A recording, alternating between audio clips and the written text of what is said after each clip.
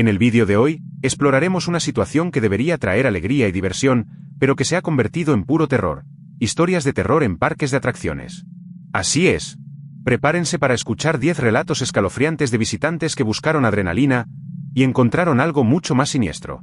Historias de desapariciones, secretos ocultos tras lonas de colores y atracciones con agendas ocultas te harán pensar 2 veces antes de entrar en una casa del terror o aceptar un regalo inocente.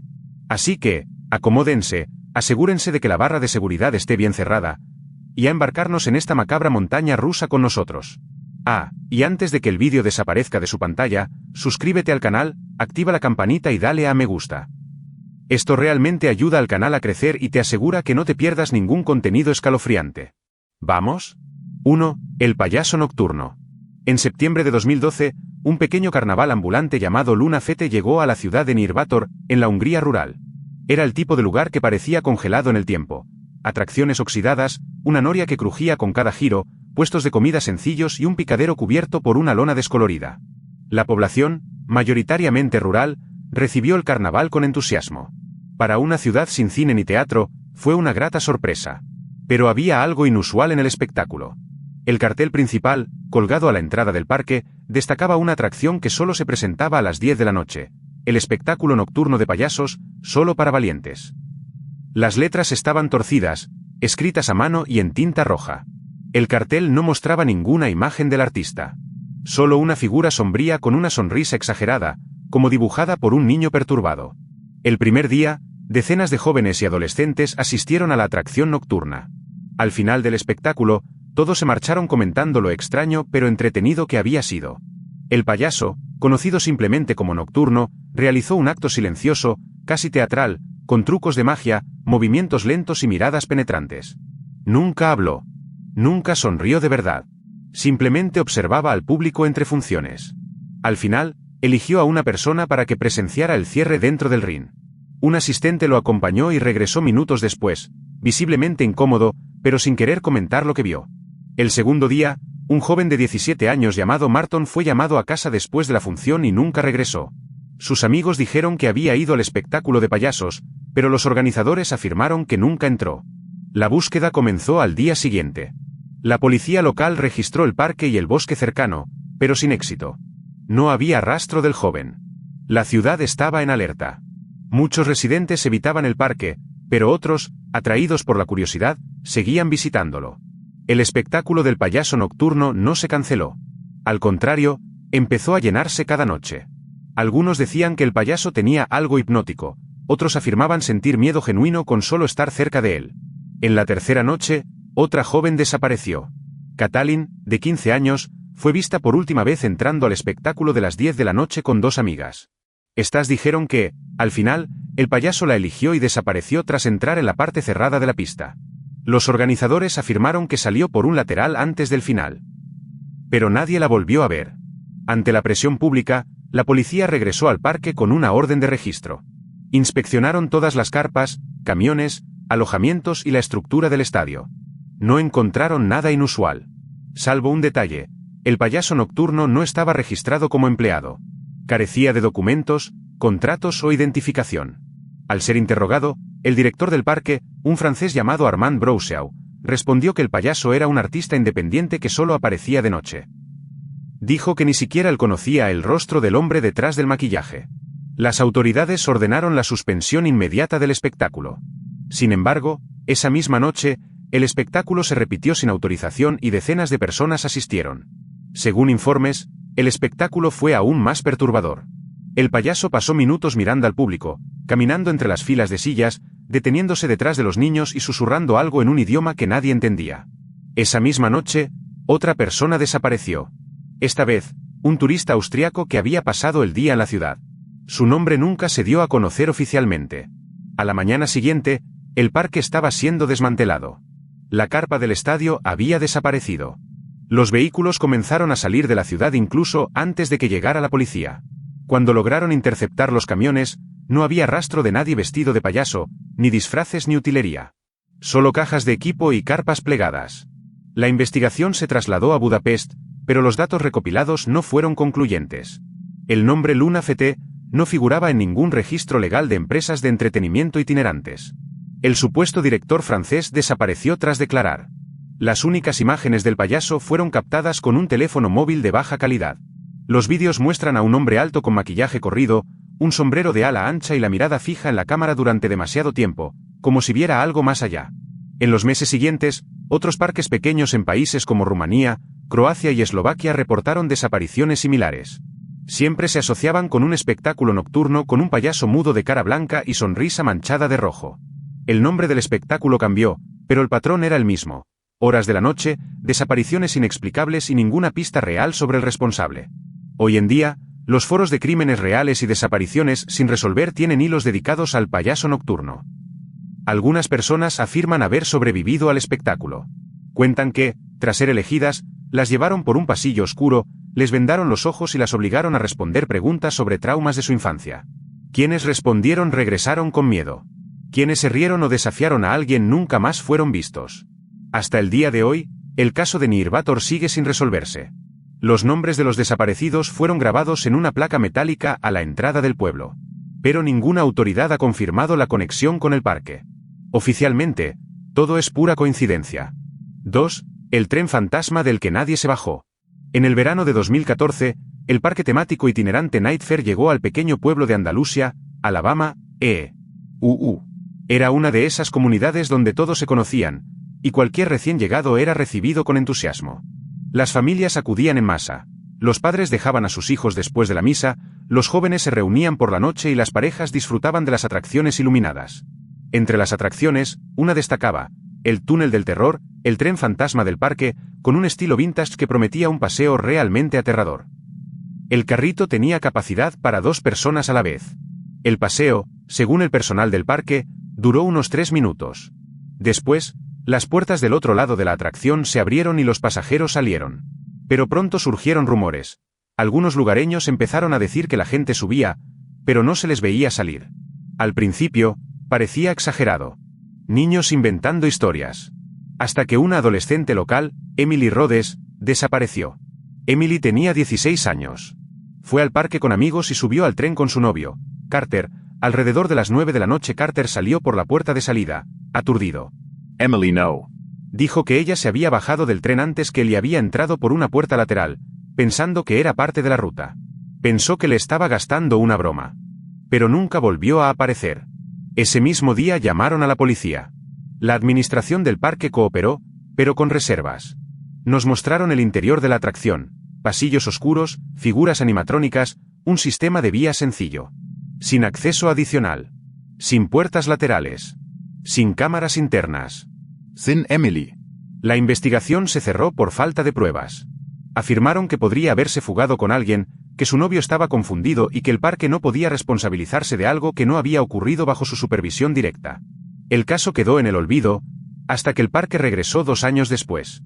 En 2016, Night Fair reapareció en Andalucía, como si nada hubiera pasado. Las autoridades intentaron impedir su instalación, pero sin fundamento legal, no lo lograron. El tren fantasma seguía allí, con la misma fachada, el mismo nombre y un nuevo cartel, ahora, más real que nunca. Fue entonces cuando 3 adolescentes de la zona decidieron tomar cartas en el asunto. Entraron a la atracción con cámaras ocultas. El vídeo se recuperó días después, tras la desaparición de 2 de ellos. La tercera chica, Lucy Barker, sobrevivió, pero fue hospitalizada por un shock traumático. El vídeo mostró un viaje mucho más largo de lo prometido. Más de 7 minutos en pasillos estrechos, con ruidos metálicos provenientes de las paredes. Voces apagadas. En un momento dado, el carro se detiene. Uno de los jóvenes sale a investigar. La cámara capta una puerta que se abre sola, con una figura humana observando al fondo. El vídeo termina con el destello de la luz. Lucy fue encontrada caminando sola por una carretera a 30 kilómetros de la ciudad, deshidratada y en estado de shock. Tardó días en hablar. Cuando lo hizo, dijo que los habían sacado de la atracción por una trampilla y los habían llevado a una habitación subterránea, donde un hombre enmascarado los interrogó. Dijo que los otros 2 gritaron pidiendo ayuda, pero nadie respondió. No recordaba cómo logró escapar. La policía regresó al parque ese mismo día. Ya lo estaban desmantelando todo. El tren fantasma había desaparecido. Ni rastro. Solo huellas de neumáticos y huellas abandonadas en el césped. Los responsables se habían marchado de madrugada, sin autorización. En los meses siguientes, surgieron nuevos informes de ciudades vecinas. La gente desaparecía en atracciones móviles, siempre de noche, siempre en juegos con poca supervisión. Se estaba formando un patrón. Investigadores independientes comenzaron a mapear los movimientos de Nightfare. El parque seguía una ruta aleatoria por los estados del sur, evitando las zonas con mayor cobertura mediática. Siempre usaba nombres diferentes: Emociones de Medianoche, Carnaval Luna, Espectáculo Nocturno, pero mantenía una estructura similar: atracciones antiguas, pocos empleados visibles y sin registros legales fijos. Un ex empleado anónimo informó en un foro de la Dark Web que el tren fantasma era solo una fachada. El interior cambiaba constantemente. Algunos túneles conducían a compartimentos de contenedores adaptados, con puertas ocultas tras los decorados.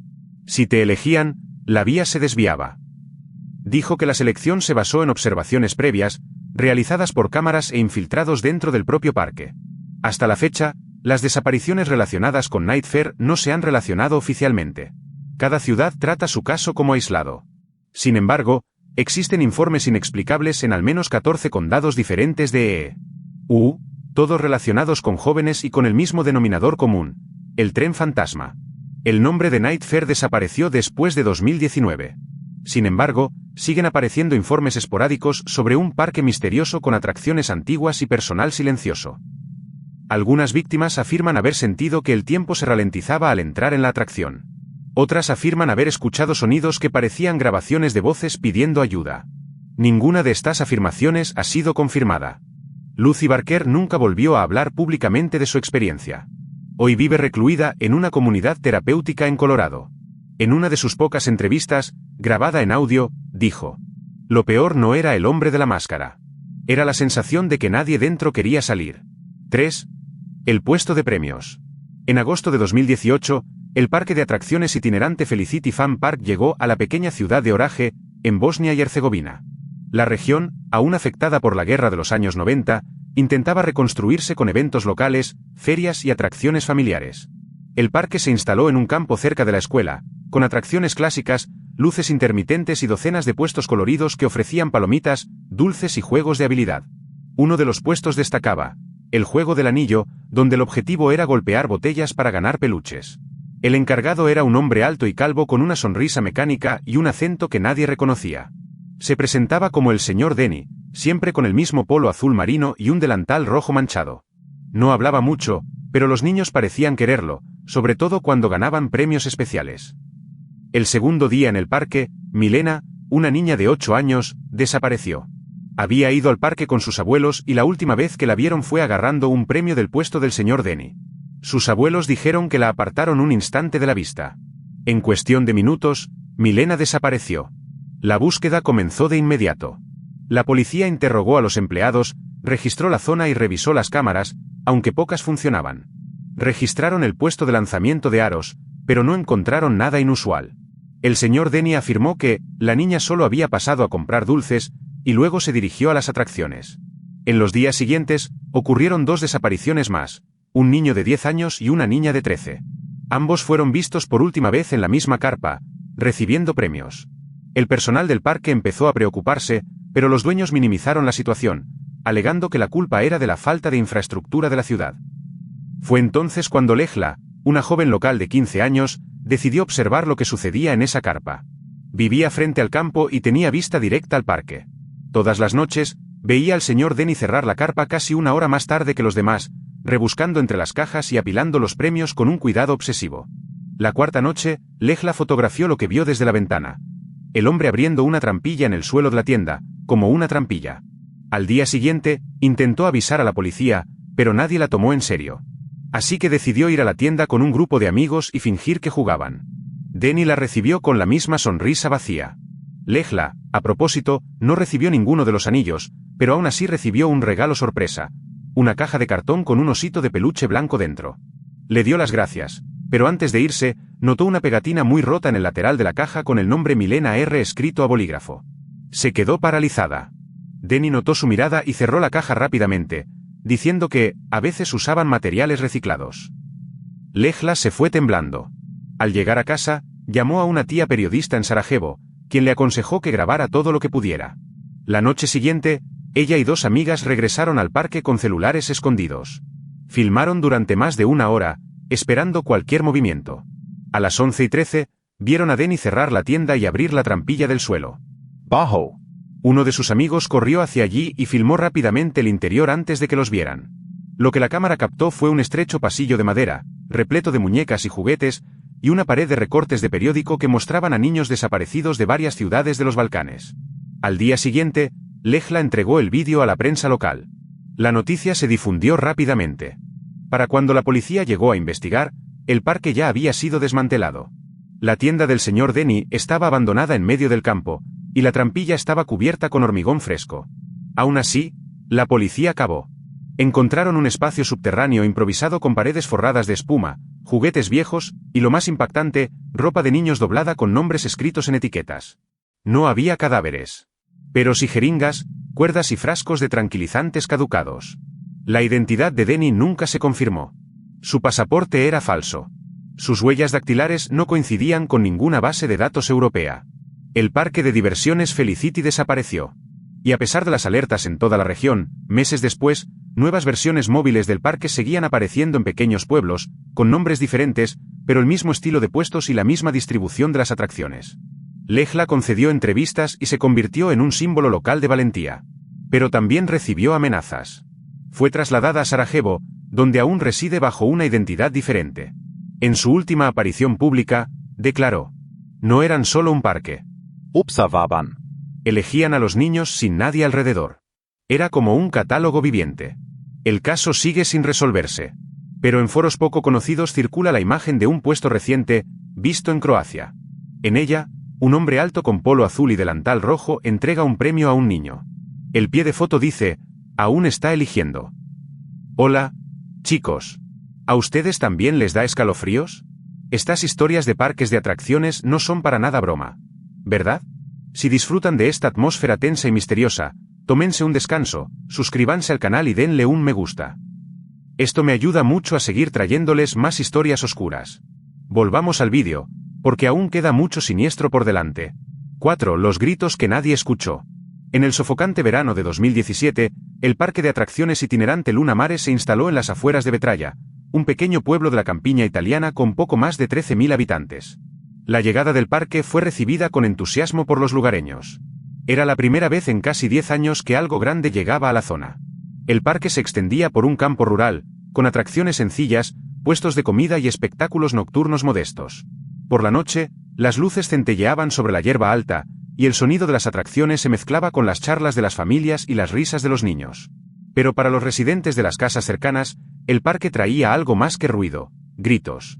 La primera noche, a las 2 de la madrugada, una residente llamó a la policía local alegando haber oído gritos provenientes del campo del parque, a pesar de que ya estaba cerrado. Se envió una patrulla, pero no encontró nada. Los organizadores dijeron que seguían desmantelando el equipo mientras ponían música a todo volumen. El caso fue desestimado por falsa alarma. La noche siguiente, otra llamada. Esta vez, 3 vecinos distintos afirmaron haber oído los gritos, esta vez con mayor claridad. Reportaron voces femeninas, súplicas en italiano, algo así como: ¿me ves? ¿Me ayudas? ¿Me ves? ¿Me ayudas? Uno de ellos incluso salió de su casa y caminó hasta la valla del parque. Dijo haber visto luces encendidas en uno de los contenedores, incluso después de medianoche, y una silueta tras una ventana enrejada. Cuando intentó acercarse, fue abordado por uno de los empleados, quien le dijo: «Vete a casa y ocúpate de tus asuntos». Se llamó de nuevo a la policía. Pero tras una rápida inspección, confirmaron que no había ningún problema. Los gritos, según los empleados, provenían de altavoces que probaban efectos para una nueva atracción de terror. Fue entonces cuando Beatrice, una estudiante de fotografía de 19 años residente en Vetralla, decidió documentar lo que ocurría. Con su cámara nocturna, se situó en el porche de una amiga cuya casa daba directamente a la parte trasera del parque. Era más de la 1:30 de la madrugada cuando vio algo extraño: una furgoneta negra sin distintivos entrando por una puerta lateral, con las luces apagadas. Unos minutos después, oyó los gritos. Ahora eran más claros. Alguien repetia: "Sto qui. Non mi lasciare". Estoy aquí. No me dejes. La camioneta partió 40 minutos después. En el vídeo grabado por Beatrice, se observa un movimiento apresurado al fondo del parque y una especie de apilamiento de cajas frente a uno de los contenedores. Beatrice llevó el vídeo a la comisaría. Pero los agentes solo prometieron inspeccionarlo. La noche siguiente, Beatrice se infiltró en el parque. Se escondió tras una estructura inflable, y por primera vez, logró acercarse al contenedor del que provenían los gritos. Dentro, había una puerta cerrada con un grueso candado. A través del hueco de la ventana, filmó algo que, hasta el día de hoy, no está segura de que vio: cadenas colgando del techo, colchones sucios apilados, y al fondo, lo que parecía ser un espejo con huellas de manos borrosas. Antes de que pudiera continuar, oyó pasos. Corrió. No regresó a casa esa noche. Horas después, Beatrice fue encontrada en la carretera, en estado de shock. Sus padres dijeron que se había desmayado en el camino de regreso y que había caminado inconsciente durante kilómetros. Al recuperar el conocimiento, relató que 2 hombres la persiguieron por el parque. Uno de ellos intentaba quitarle la cámara. Logró esconder la tarjeta de memoria en su sostén. Las imágenes fueron analizadas por un periodista local de confianza de Beatrice. El artículo se preparó, pero misteriosamente nunca se publicó. El editor del periódico alegó que no había pruebas suficientes y el parque amenazó con demandar. 2 días después, Luna Mare abandonó la ciudad sin previo aviso. Meses después, un ex empleado del parque contactó a la familia de Beatrice por correo electrónico anónimo. Dijo que sabía lo que vio y les instó a no dejar de buscar. Según él, había una parte del parque prohibida al público, un conjunto de contenedores, cercados, donde se vigilaba a las personas. Dijo que los objetivos eran adolescentes o jóvenes adultos no acompañados. El proceso de selección comenzaba en las atracciones, donde los observadores monitoreaban las reacciones. Se identificaba a quienes mostraban más miedo y sumisión. Y por la noche, los retiraban discretamente. El correo electrónico también indicaba que el contenedor que Beatrice filmó tenía una entrada debajo de la carpa de paja de Jogo do Albo, una de las atracciones menos visitadas. Y que la furgoneta negra formaba parte de una red que transportaba a personas secuestradas fuera del país, cruzando la frontera con Eslovenia. La policía nunca reconoció oficialmente ninguna irregularidad. Pero un expediente obtenido por activistas italianos registra al menos 12 desapariciones sin resolver en ciudades por las que pasó la Luna Mare entre 2015 y 2018. Todas jóvenes, todas en parques, todas de noche. Beatrice no ha hablado con la prensa desde entonces.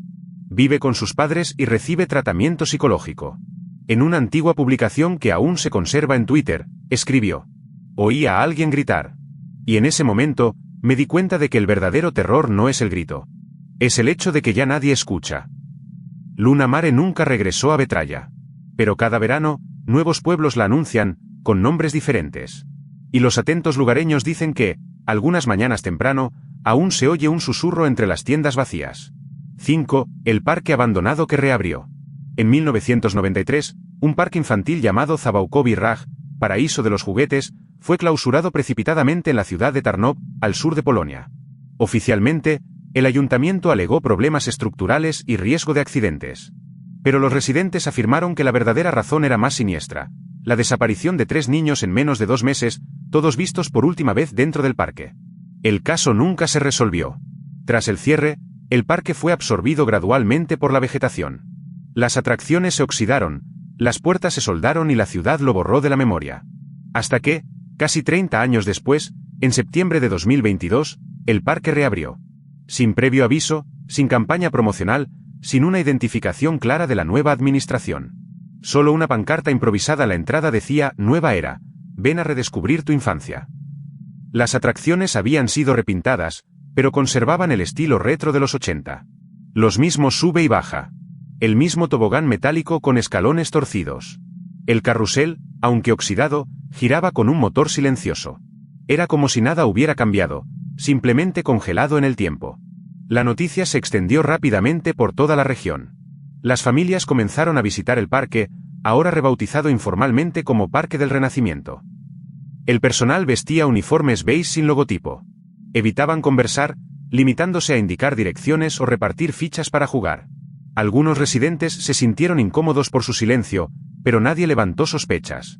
Después de todo, el parque parecía limpio, restaurado e inofensivo.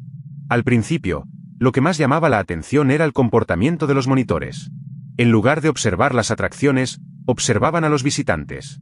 Con portapapeles, tomaban notas discretas mientras los adultos paseaban solos por el parque. Los niños no recibían atención.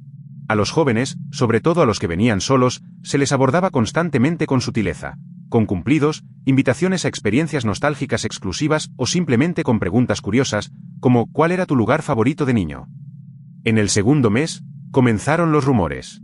Personas, especialmente de entre 25 y 35 años, desaparecieron tras visitar el parque. Un estudiante, una enfermera, un técnico en electrónica. Todos tenían rutinas estables, redes sociales activas y no tenían antecedentes de fugas. ¿El último lugar donde fueron vistos? Zabawkowy raj. Se llamó a la policía, pero el parque funcionó con normalidad. Todos los registros estaban en regla. Las cámaras, ubicadas únicamente en la entrada y en la zona central, mostraron a los visitantes entrando, pero no hubo imágenes de los laterales ni de la supuesta zona exclusiva a la que algunos dijeron haber sido invitados. No hubo imágenes de la salida de la gente, pero nada que demostrara que no se habían ido. Ningún miembro del personal parecía saber nada. Fue en diciembre que Alexandra Noviká, de 29 años, apareció deambulando por un camino rural a 15 kilómetros de Tarnów. Estaba descalza, herida y en estado de shock. Tardó 2 días en el hospital para poder hablar. Y cuando lo hizo, nadie le creyó. Dijo que fue sola al parque una tarde lluviosa. Estaba deprimida y buscaba distraerse. Recordaba haber jugado allí de niña. Quería ver si aún existía algo de aquella época. Visitó las atracciones, y al cabo de un rato, se le acercó un hombre desconocido con traje gris. Se presentó como el administrador.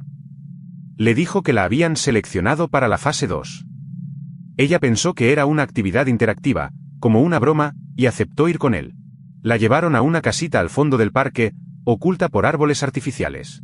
La estructura parecía una mezcla entre una sala de juegos y una sala de terapia infantil. Había estanterías llenas de juguetes antiguos, libros coloridos y muñecas de los 90, todo meticulosamente limpio. Dentro, empezó a hacer preguntas extrañas. ¿Te sentías solo cuando eras pequeño? ¿Cuántas veces has llorado sin que nadie te vea? ¿Echas de menos algún miedo de la infancia? Si pudieras volver a ser un niño, ¿aceptarías? Ella rió incómoda. El hombre no sonrió. Cuando intentó irse, recibió un golpe por la espalda. Despertó en una habitación acolchada y sin ventanas. Una canción infantil sonaba sin parar.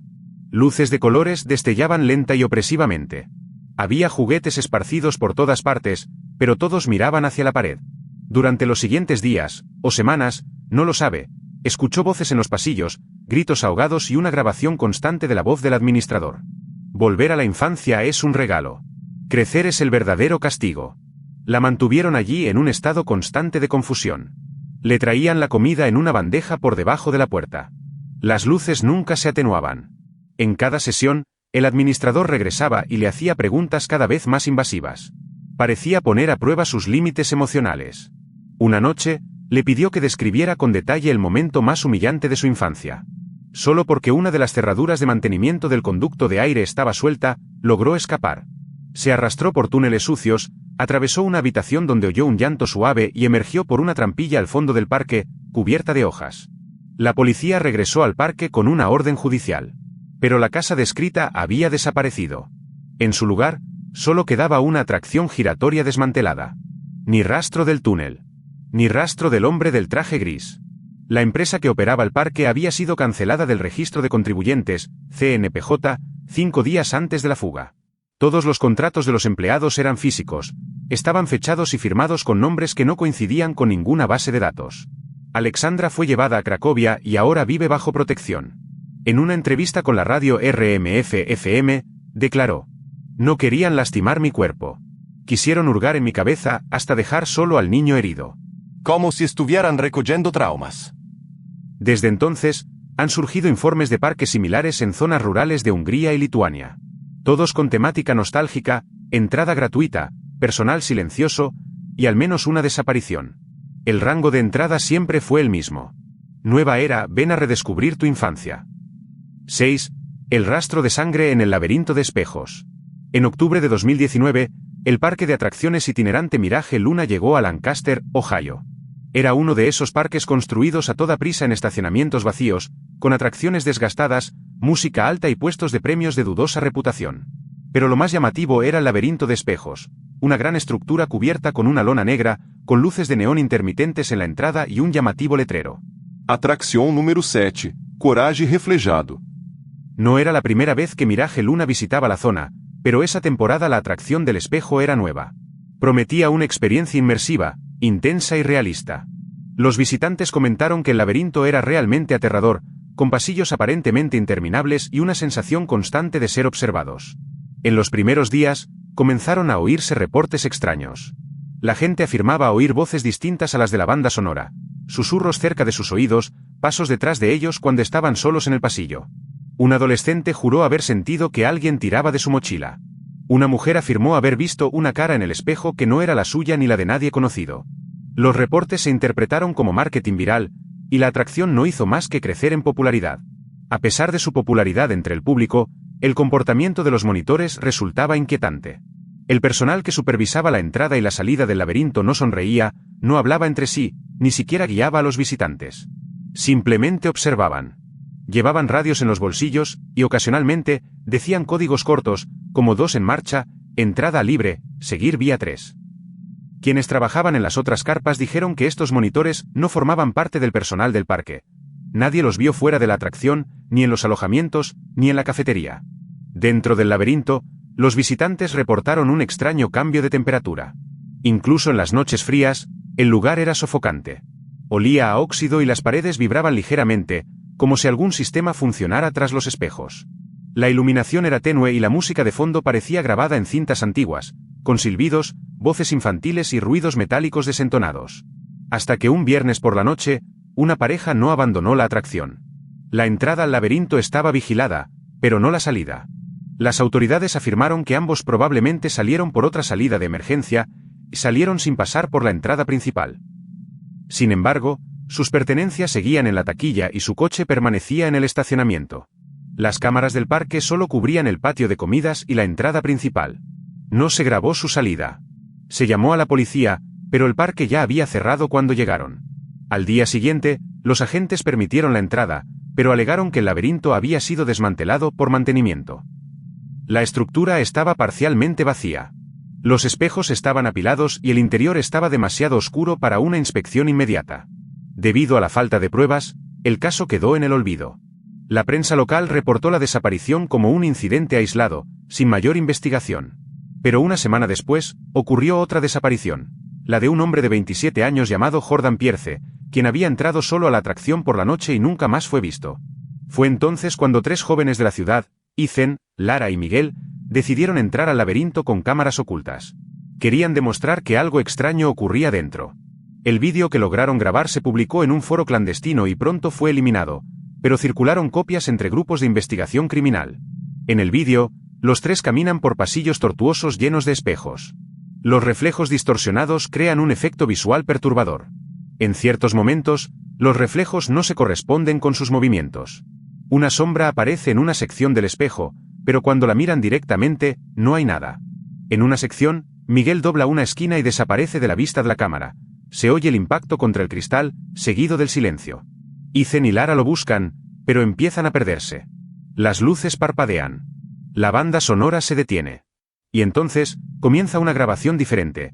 Una voz masculina grave, repitiendo frases como, no vas a salir, ya te han visto, es demasiado tarde. Los 2 escapan por una salida de emergencia. Miguel nunca fue encontrado. Lara, conmocionada, contó que en los últimos minutos vio una puerta detrás de un espejo roto, con sangre seca en la manija. Cuando intentó abrirla, uno de los monitores de la atracción apareció de repente y les ordenó a ella y a Ethan que evacuaran inmediatamente. Describió al empleado como demasiado tranquilo para alguien que acababa de perder a un visitante. La policía regresó al lugar días después. La atracción había desaparecido, completamente desmantelada. Los organizadores afirmaron que el parque se mudaría a otro estado. No se localizó a ningún empleado. La empresa registrada era una sociedad offshore en las Islas Vírgenes, con sede no confirmada. Fue un aparcacoches quien dio la única pista sólida. Encontró un pañuelo con sangre seca pegado detrás de una de las vallas del laberinto, junto a una placa con el nombre Jordan P. Los forenses confirmaron el ADN, pero el cuerpo nunca fue encontrado. A partir de esto, investigadores independientes comenzaron a establecer conexiones entre ferias itinerantes con atracciones similares. En al menos 5 estados de UU. Atracciones con laberintos de espejos han registrado desapariciones sin resolver en los últimos 4 años. Los diseños eran casi idénticos. Las estructuras eran idénticas. Ninguna permaneció en el mismo lugar durante más de 2 semanas. Empezaron a surgir teorías. ¿Trata de personas? ¿Juegos de tortura? Sectors ambulance. Un ex empleado, anónimamente, publicó en un foro que la atracción número 7 no era solo un laberinto. Dijo que detrás de uno de los espejos había un compartimento con puertas metálicas, donde quienes eran seleccionados nunca regresaban. Dijo que las víctimas fueron seleccionadas por alguien tras bambalinas, basándose en expresiones faciales monitoreadas por cámaras ocultas en los espejos. Quienes mostraron miedo intenso o vacilación fueron marcados en tiempo real. Un monitor recibió instrucciones por radio y manipuló su ruta hasta el punto de recolección. La identidad de los responsables nunca ha sido revelada. Pero hasta el día de hoy, en informes recientes de ferias itinerantes en EU, la gente sigue reportando un laberinto de espejos que parecía más real de lo que debería. Y entre estos informes, hay un patrón inquietante. Todo el mundo dice que en algún momento del camino ve su propio reflejo mirando en la dirección equivocada. 7. El hombre en la noria. En la primavera de 2015, se inauguró un pequeño parque de atracciones llamado Baltic Dreams en Ogulin, un pueblo olvidado de la campiña croata, enclavado en las faldas de las montañas. Era un parque sencillo, con pocas atracciones, luces tenues y una banda sonora nostálgica que resonaba a través de altavoces crepitantes. Pero lo más llamativo era la enorme noria, mucho más grande que las demás atracciones y ubicada descentrada, cerca de un claro, casi oculta tras una hilera de árboles. Parecía más antiguo que el resto de la estructura. La pintura estaba desgastada, se veía óxido en los engranajes y las cabañas estaban cerradas con cerraduras manuales. En la parte superior, un letrero apenas legible decía Cabaleta 7. Los lugareños no recordaban haber visto la rueda en ninguna iteración anterior del parque, ni sabían si la habían ensamblado allí o la habían traído de otro lugar. El parque abría solo de noche y la entrada era gratuita. Sin embargo, la noria solo abría después de las 10. Y lo más curioso, solo una cabina estaba abierta a la vez, siempre las 7. Un empleado pálido, de ojos hundidos y movimientos casi mecánicos, siempre llevaba la misma gorra azul y una placa sin nombre. Él era quien elegía a los participantes. No había fila. Solo una silla junto a la entrada, donde se invitaba al elegido a sentarse y esperar su turno. Nadie lo anunciaba. Nadie daba explicaciones. La primera en desaparecer fue Petra Milos, de 24 años. Había ido sola al parque después del trabajo, según sus compañeros. Un vecino la vio sentada en la silla junto al círculo, hablando con el empleado. Después de eso, nadie la volvió a ver. La policía interrogó al parque. Dijeron que Petra entró, dio una vuelta y se fue. Ninguna cámara grabó la salida. Los organizadores alegaron problemas con el sistema de grabación. Los documentos de la atracción no especificaban el origen de la noria.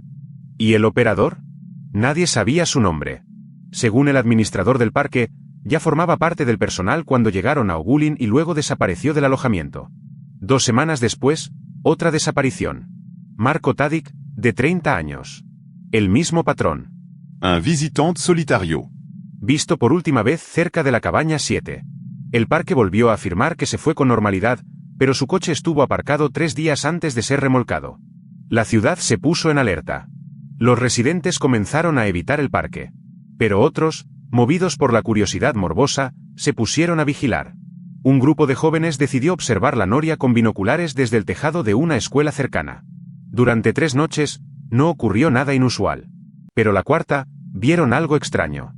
A las 12:47, la rueda se detuvo con la cabina 7 arriba. Permaneció atascada durante exactamente 13 minutos. Luego descendió lentamente. Al abrirse, el operador estaba solo. Nadie salió de la cabina. Ningún movimiento. El hombre cerró la puerta con una gruesa llave de latón, miró a su alrededor e hizo un gesto con los dedos hacia el bosque detrás de la rueda. Como si c'era una señal. Una sombra se movió dentro. No pudieron ver qué, ni quién, era. La noche siguiente, uno de los jóvenes del grupo, Luca, de 22 años, desapareció. Había ido solo al parque, ignorando las advertencias de sus amigos. Testigos lo vieron hablando con el operador y luego entrando en la cabina 7. Nunca más se le volvió a ver. Fue una turista alemana, Clara H., quien logró salir con vida. Desconocía las historias. Viajaba sola por Croacia, pasó por Ogulin y decidió visitar el parque por casualidad. La invitaron a sentarse en la silla junto a la noria, y antes de que pudiera negarse, el operador le abrió la cabina 7. Entró. Según su relato, los primeros minutos transcurrieron con normalidad. La vista era silenciosa y el aire arriba olía a hierro y aceite viejo. Pero al llegar a la cima, la rueda se detuvo. La cabina estaba cerrada. Las luces exteriores se apagaron. Y entonces oyó una voz a sus espaldas, susurrando en croata, aunque estaba sola. La voz preguntó. ¿Recuerdas tu mayor culpa? ¿Se lo dijiste a alguien? ¿Quieres que el mundo sepa lo que hiciste? Intentó gritar, pero no pudo. La voz parecía atascada en su garganta. El aire se volvió denso. No sabía si estaba sola o si había alguien dentro de la cabaña, de pie tras ella en la oscuridad. En un momento dado, la cabaña pareció girar internamente, como si los espejos que la rodeaban mostraran recuerdos que no eran suyos. Imágenes distorsionadas. Niños llorando. Una cuna volcada. Voces apagadas en un idioma que no entendía. Solo cuando empezó a sollozar, repitiendo lo siento, se abrió la cabina. La rueda descendió. Al salir, cayó de rodillas. El operador la miró y asintió, como si terminara un experimento. Clara denunció el parque al día siguiente. La policía regresó, pero la noria ya había sido desmantelada. Un camión cubierto con una lona negra había salido de madrugada, según los residentes, con destino a la frontera eslovena. No se localizó a ninguno de los administradores del parque. La empresa había cerrado 48 horas antes del informe. La policía cerró el caso por considerarlo un relato subjetivo de un evento traumático. Clara regresó a Alemania y borró todas sus cuentas de redes sociales. En una entrevista anónima con un canal de crímenes reales, declaró: la cabina no era solo un juguete. Era un confesionario. Esperan a que hables. Pero si te callas, te llevan. En los meses siguientes, surgieron informes similares en pueblos de Hungría, Rumanía e incluso en la frontera sur de Austria. Siempre el mismo patrón: un parque silencioso, una atracción aislada, una cabaña solitaria, desapariciones nocturnas. Imágenes amateur muestran la misma rueda reapareciendo, con diferentes nombres. A veces, rueda vieja, a veces, cabaña del viento. Siempre con la pintura descolorida, siempre con la misma cabina cerrada, la cabina 7. Y siempre, un operador con gorra azul, esperando. Esperando por ti. Y así llegamos al final de nuestras 10 historias de miedo sobre parques de atracciones. ¿Cuál te dejó más angustiado?